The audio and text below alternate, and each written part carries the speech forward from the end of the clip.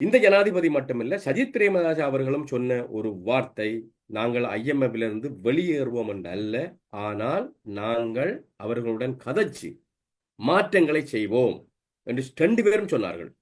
ஆனால் அந்த மாற்றம் எவ்வளவு தூரம் அந்த மாற்றம் ஏற்பட்டிருக்கின்றது என்பது சிக்கலுக்குரியது. கானாவின் அனுபவத்தையும் நாங்கள் பார்க்க வேண்டும்.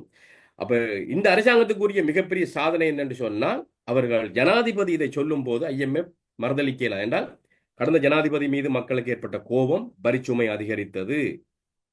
அது இந்த அரசாங்கத்தின் மீதும் வர வாய்ப்பு இருக்கின்றது. ஆகவே நாங்கள் வாக்குறுதி கொடுத்தது போல எங்களுக்கு அந்த ஆணை இருக்கின்றது, சில மாற்றங்களை செய்ய வேண்டும், உங்களுடைய நிபந்தனைகளுக்கு எங்களுக்கு கால அவகாசம் வேணும்.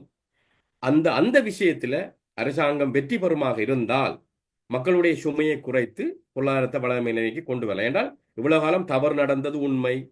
கடன்களை பெற்று லாபம் தராத முதலீடுகளை செய்யப்பட்ட கடந்த காலத்தில் செய்யப்பட்டதுக்கு இப்பொழுது அரசாங்கம் பதிலளிக்க வேண்டிய கட்டத்தில் இருக்கின்றது. கடந்த காலத்தில் ஏற்பட்ட தவறுகளுக்கெல்லாம் இந்த அரசாங்கம் பொறுப்பு சொல்ல வேண்டிய கட்டத்தில் இருக்கிறது உண்மை. ஆனால் ஐஎம்எஃப் இறுக்கமான பிடி இலங்கை மக்களுக்கு கோபத்தை ஏற்படுத்தக்கூடும், சுமையையும் கூட ஏற்படுத்தக்கூடும். ஆகவே இலங்கையில் ஏற்பட்ட பிரச்சனை இலங்கை அரசியல்வாதிகளால் ஏற்படுத்தப்பட்டது, அதற்குரிய தீர்வும் இலங்கையிலிருந்து தான் பெற வேண்டும். அதற்கு இலங்கை அரசாங்கம் எவ்வாறான முன்மொழிவுகளை வழங்கப் போகின்றது என்றால், உங்களுக்கு தெரியும், வரிய கூட்டி ஆயிடுச்சு. தொழிற்சார் நிபுணர்கள் பல நாட்டை விட்டு வெளியேறினார்கள். வைத்தியர்கள், ஐடி விற்பனர்கள், பல்கலைக்கழக பேராசிரியர்கள். இதற்கு ஐஎம்எஃப் பதில் என்ன?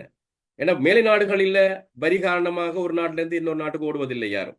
சுவிட்சர்லாந்திலிருந்து ஜெர்மனிக்கு யாரும் போவதில்லை. ஆனால் இலங்கையிலிருந்து போகிறார்கள். இவர் எங்கே போகிறார்கள்? மேலை நாடுக்கு போகிறார்கள். ஆகவே இலங்கை மக்களுக்கு கோபம் இருக்கின்றது. வரிகளை கடுமையாக மக்கள் மீது சுமத்தினால் மக்களுக்கு வறுமை கூடும், போஷாக்கின்மை கூடும், தொழிற்சார் நிபுணர்கள் நாட்டை விட்டு வெளியேறினால், வைத்தியசாலைகள் எல்லாம் மூடப்பட்டால் நிலைமை என்னவாகும் என்று. ஆகவே ஐஎம்எஃப் சொல்லும் எல்லா விடயங்களையும் இலங்கையை ஏற்றுக்கொள்ள முடியாது. ஆனால் எங்களோட பொருளாதாரத்தில் சிக்கல் இருக்குது, அது நீண்டகால பிரச்சனை, அதற்கெல்லாம் தீர்வு காணப்பட வேண்டும். ஐஎம்எஃப் சொல்லுவது சரி, ஆனால் ஒரு ஷாக் ட்ரீட்மெண்டா செய்ய இயலாது. சவுத் ஏசியா, தென் ஆசியாவிலே அந்த டயக்னோஸ்டிக் ப்ரோசஸ் என்று சொல்லுவோம், பொருளாதார டயக்னோஸ்டிக் ப்ரோசஸுக்குள்ள போன ஒரே ஒரு நாடு ஸ்ரீலங்கா. அதாவது எங்களோட மனிதர்கள் உடம்புல எவ்வகையான பாதிப்புகள் இருக்கு என்று அறிவது. அதே மாதிரி பொருளாதாரத்திலே எந்த வகையான சிக்கல் இருக்கு என்பது ஐஎம்எஃப் அதை சந்தோஷமா சொல்லுகின்றது. அது சந்தோஷமான விடயம் இல்லை.